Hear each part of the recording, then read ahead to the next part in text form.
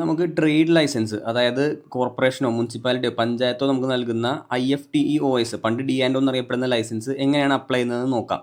അപ്പോൾ നമുക്കത് അപ്ലൈ ചെയ്യേണ്ടത് K-SMART എന്ന് പറയുന്ന പുതിയ സർക്കാരിൻ്റെ വെബ്സൈറ്റാണ്. അപ്പോൾ ഈ സൈറ്റിൽ നമുക്കൊരു അക്കൗണ്ട് ഉണ്ടാക്കാം. ആധാർ നമ്പർ വെച്ചിട്ട് നമുക്കൊരു അക്കൗണ്ട് ഉണ്ടാക്കാം. അപ്പോൾ ഞാൻ എൻ്റെ അക്കൗണ്ട് ഉണ്ടാക്കിയിട്ടുണ്ട്. ഇതിൽ ന്യൂ ആപ്ലിക്കേഷനിൽ ലൈസൻസ് സർവീസ് ക്ലിക്ക് ചെയ്തതിന് IFTE&OS ലൈസൻസ്, ഇതിൽ നമുക്ക് IFTEOS application for new IFTE click ചെയ്യാം. അപ്പം ഇതാണ് നമ്മളുടെ ആപ്ലിക്കേഷൻ്റെ പേജ്. അപ്പോൾ first place of activity 1 by 1 declaration വരെ ഉണ്ട്. അപ്പോൾ ഇത്രയും കൊടുക്കണം. ഇവിടെ റിക്വയർഡ് ഡോക്യുമെൻറ്റ്സ് ഇതുവരെ അപ്ഡേറ്റഡ് ആയിട്ടില്ല. നമ്മൾക്ക് കറക്റ്റായിട്ട് എന്തൊക്കെ ഡോക്യുമെൻ്റ് ആണെന്ന് ഇപ്പോഴും അറിയാൻ പാടില്ല. അപ്പം നമുക്ക് പഴയ ആപ്ലിക്കേഷൻ്റെ അതേ ഫോർമാറ്റിൽ അപ്ലൈ ചെയ്യുന്നത് അപ്രൂവ് ആവാറുണ്ട്.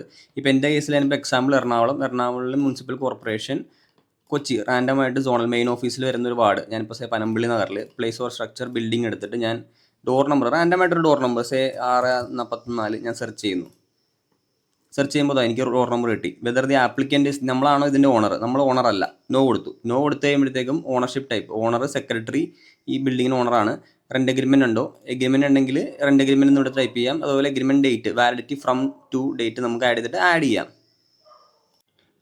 ഇപ്പം നമ്മൾ അപ്ലൈ ചെയ്യാൻ പോകുന്നത് ഏത് ഡോർ നമ്പറിൽ വെച്ചിട്ടാണ് നമ്മൾ ബിസിനസ് നടത്താൻ പോകുന്നത്, ആ ഡോർ നമ്പർ ഇവിടെ ആഡ് ആയിട്ടുണ്ട്. ഇത് റെസിഡൻഷ്യലാണ് ടൈപ്പ്, പക്ഷേ ശരിക്കും അതല്ല, കൊമേഴ്ഷ്യൽ തന്നെയാണ്. എന്നാലും നമുക്ക് അപ്ലൈ ചെയ്യാൻ പറ്റുള്ളൂ. ജസ്റ്റ് സാമ്പിളിന് വേണ്ടി കാണിക്കുന്നതാണ്. ബാക്കി ലൊക്കേഷൻ ഡീറ്റെയിൽസ് നമ്മൾ ടൈപ്പ് ചെയ്ത് കൊടുക്കുക. ഞാൻ റാൻഡമായിട്ട് എന്തൊക്കെയോ ടൈപ്പ് ചെയ്തിട്ടുണ്ട്. എന്നിട്ട് പ്രൊസീഡ് ചെയ്യുമ്പോഴത്തേക്കും ഡീറ്റെയിൽസ് സേവ് ആയിട്ടുണ്ട്. ഇനി നമ്മൾ ലോഗോ ടൈപ്പ് പോയാലും നമ്മളുടെ ന്യൂ ആപ്ലിക്കേഷനിലൂടെ നമ്മൾ ഡാഷ്ബോർഡിൽ കാണാൻ പറ്റും ഈ ഇതുവരെയുള്ള ഇത്. ഇനി ബാക്കി ഡീറ്റെയിൽസ് നമ്മൾ ഫില്ല് ചെയ്യണം. നമ്മൾ എന്ത് ബിസിനസ്സാണ് ചെയ്യാൻ പോകുന്നത് എന്നുള്ളത്. നമ്മൾ എന്ത് ബിസിനസ്സാണ് ചെയ്യാൻ പോകുന്നത്. അപ്പോൾ ഞാൻ ചുമ്മാ സർവീസ് എടുത്തു, അല്ലെങ്കിൽ മാനുഫാക്ചറിങ് എടുക്കാം. എനിക്കിപ്പോൾ സർവീസ് എടുത്തിട്ട് ഞാൻ ക്വിക്ക് സെർച്ച്, എനിക്കിവിടെ ക്ലിക്ക് ചെയ്യാനുള്ള ഓപ്ഷൻ ഉണ്ട്.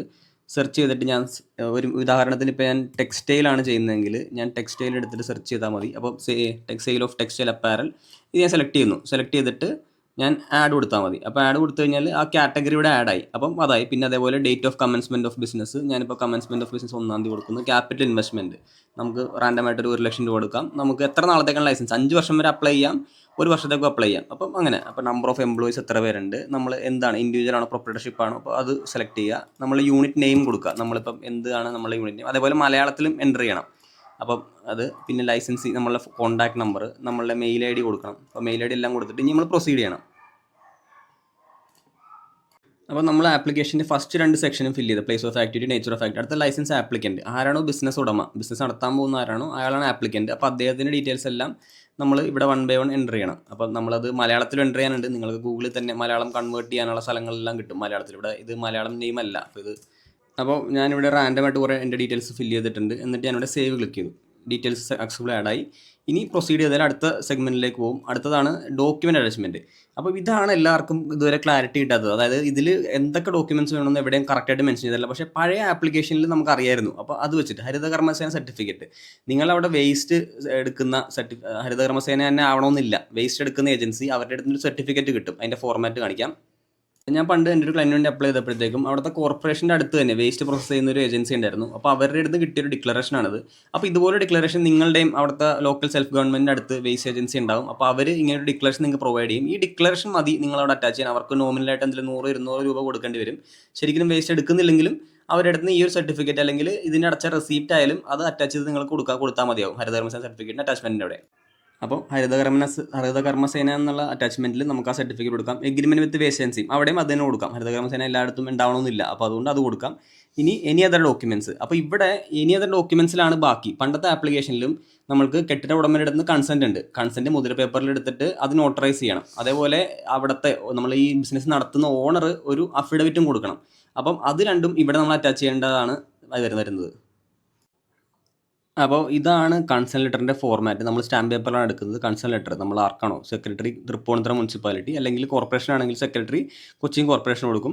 കൺസേൺ ലെറ്റർ ബിൽഡിംഗ് ഓണറാണ്. ബിൽഡിംഗ് ഓണർ നിങ്ങൾക്ക് അവിടെ ബിസിനസ് നടത്താനുള്ള കൺസെൻറ്റ് കൊടുക്കുന്നതായിട്ടാണ് ഈ ലെറ്റർ പറയുന്നത്. അപ്പോൾ ബിൽഡിംഗ് ഓണർ പറയുന്നു പുള്ളിയാണ് ഇത് ഈ ബിൽഡിങ്ങിൻ്റെ ഓണർ. അതേപോലെ ഇന്ന ആൾക്ക് ഞാൻ ലെറ്റ് ഔട്ട് ചെയ്തിട്ടുണ്ട്. അപ്പോൾ നമ്മൾ ബിസിനസ് നടത്തുന്ന ആരാണോ അയാൾക്ക് ഈ ബിൽഡിംഗ് ഉപയോഗിക്കാനുള്ള അവകാശം കൊടുക്കുന്നതായിട്ടാണ്. അപ്പോൾ ഈ കേസിൽ ക്ലൗഡ് കിച്ചൺ ആയിരുന്നു, അതേപോലെ പ്രൈവറ്റ് ലിമിറ്റഡ് കമ്പനി ആയിരുന്നു. അപ്പോൾ ആ ഡീറ്റെയിൽസ് എല്ലാം നമ്മൾ എൻ്റർ ചെയ്യണം. എന്നിട്ട് അദ്ദേഹം ഒപ്പിടണം. ഇത് നമ്മൾ 50 രൂപയുടെ മുദ്രപത്രത്തിൽ പ്രിൻ്റ് എടുത്തിട്ട് ഇയാൾ ബിൽഡിംഗ് ഓണർ സൈൻ ചെയ്തിട്ട് എന്നിട്ട് നമ്മളിത് ഒരു നോട്ടറിനെ കൊണ്ട് നോട്ടറൈസ് ചെയ്യണം. ഈ നോട്ടറൈസ്ഡ് കോപ്പി മാത്രമേ ഇതിൽ അപ്ലൈ ചെയ്യുമ്പോൾ നമ്മൾക്കത് പറ്റുള്ളൂ കൊടുക്കാനായിട്ട്. അടുത്ത അറ്റാച്ച്മെൻറ്റ് കൊടുക്കേണ്ടത് അഫിഡവിറ്റ് ആണ്. അഫിഡവിറ്റ് എന്ന സത്യവാങ്മൂലം. നമ്മൾ തൃപ്പൂണിത്തുറ മുനിസിപ്പാലിറ്റിയിലെ സെക്രട്ടറിയുടെ മുമ്പിൽ നമ്മൾ പറയുകയാണ് നമ്മൾ ഇന്ന ബിസിനസ് നടത്തുന്നു, ഞാൻ ഈ ഡോർ നമ്പർ എടുത്തിട്ടുണ്ട്, ഇന്നതാണ് നമ്മൾ ബിസിനസ്സിൻ്റെ പേര്, ഞാൻ കുറച്ച് കാര്യങ്ങൾ ഞാൻ കാൽക്കുലേറ്റ്, അതായത് നമ്മളെ പ്ലാസ്റ്റിക് ഗുഡ്സ് ഒന്നും നമ്മൾ ഉപയോഗിക്കില്ല, അതായത് ഗവൺമെൻറ് അംഗീകൃതമല്ലാത്ത ഒന്നും ഉപയോഗിക്കില്ല, എൻ്റെ ഷോപ്പ് ആൻഡ് പ്രമൈസസ് ക്ലീൻ ആയിട്ട് സൂക്ഷിക്കും, അതേപോലെ കടയുടെ മുമ്പിൽ ബോർഡ് നമ്മൾ എക്സിബിറ്റ് ചെയ്യും, മലയാളത്തിലും ഇംഗ്ലീഷിലും സ്ഥലത്തിൻ്റെ പേര് എഴുതിയിട്ട് ഐ വിൽ സെഗ്രിഗേറ്റ് പ്ലാസ്റ്റിക്, അങ്ങനെ നമ്മൾ കുറച്ച് കാര്യങ്ങൾ നമ്മൾ എഗ്രി ചെയ്യണം. അപ്പോൾ ഇതും 50 രൂപയുടെ മുദ്രപത്രത്തിലാണ് പ്രിൻ്റ് എടുക്കേണ്ടത്. ഇത് നോട്ടറൈസ് ചെയ്യേണ്ട ആവശ്യമില്ല. അപ്പോൾ ഇത് രണ്ടുമാണ് അതർ അറ്റാച്ച്മെൻറ്റ്സ് നമ്മൾ കൊടുക്കേണ്ട 2 അറ്റാച്ച്മെൻറ്റ്സ്.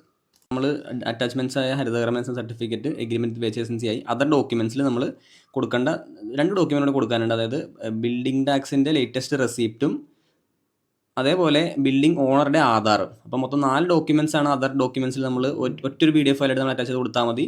ഒന്ന് കൺസെൻ ലെറ്റർ, ബിൽഡിംഗ് ഓണർ എന്ന കൺസെൻ ലെറ്ററിൽ നോട്ടറൈസ് ചെയ്തത്, അതേപോലെ മറ്റേ സത്യവാങ്മൂലം രണ്ടാമത്തത്, മൂന്നാമത്തത് ആധാർ ബിൽഡിംഗ് ഓണറുടെ, നാലാമത്തേത് ലേറ്റസ്റ്റ് ബിൽഡിംഗ് ടാക്സ് റെസിപ്റ്റ്. അത് കഴിയുമ്പോൾ അപ്ലോഡ് ഫോട്ടോ, നമ്മൾ ആ സ്ഥലത്തിൻ്റെ നമ്മുടെ ബിൽഡിങ്ങിൻ്റെ നല്ലൊരു ഫോട്ടോ എടുത്തിട്ട് അറ്റാച്ച് ചെയ്യുക. ഇതിനെല്ലാം ഫയൽ സൈസും ഇത് കംപ്രസ് ചെയ്ത് കൊടുത്താൽ മതി.